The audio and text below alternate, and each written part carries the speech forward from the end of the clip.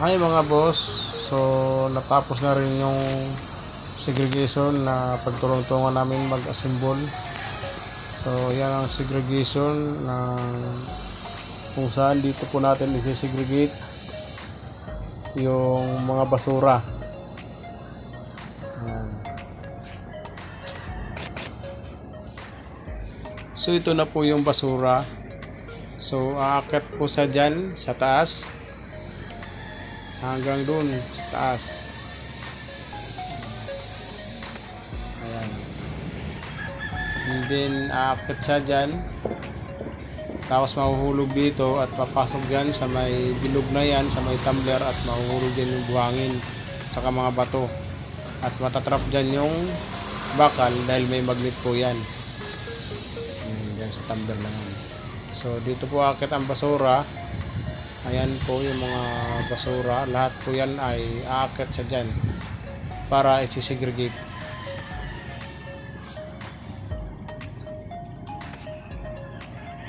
So yan, baba muna tayo.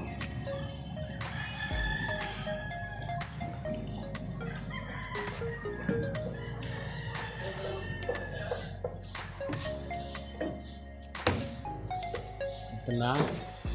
Ito yung segregation conveyor, kung saan dito po sinesegregate ang lahat ng basura. So ayan, dito po dadaan, babagsak ang basura. Ayan, yung sa kahaba na yan ng conveyor belt.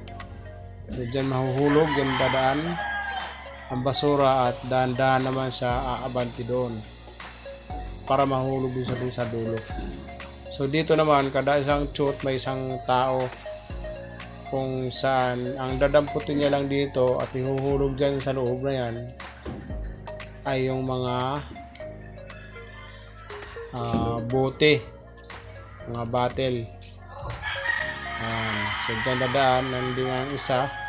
Dadamputin naman niya ang isang tao rito ay yung sapatos, and then yung isa ay yung mga kahoy.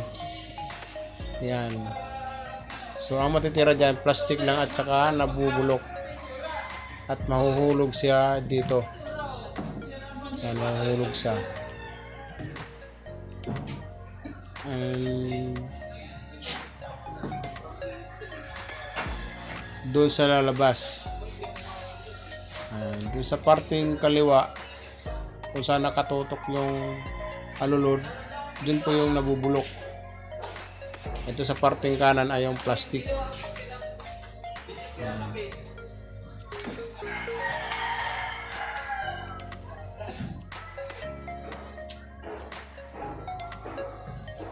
So yun na po yung kahaba ng segregation.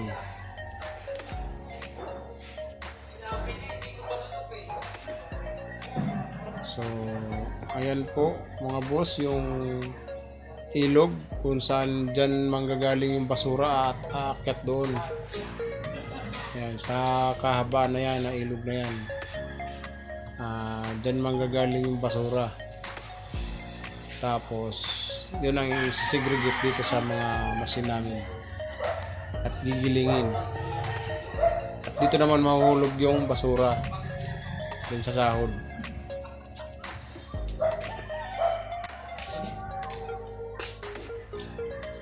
And then dito rin yung gilingan ng nabubulok. Yan. So lahat po yan ay diesel engine. Puro mga engine lang po yan. Walang kuryente. So dyan gigilingin yung segregate na napilian na mga bayo. Dyan mahuhulog yung mga nagigiling niya. Tapos itong kasunod naman ito ay yung gigilingin naman dito yung plastic. Lahat ng klase ng plastic dyan gigilingin. So puro diesel engine din yan.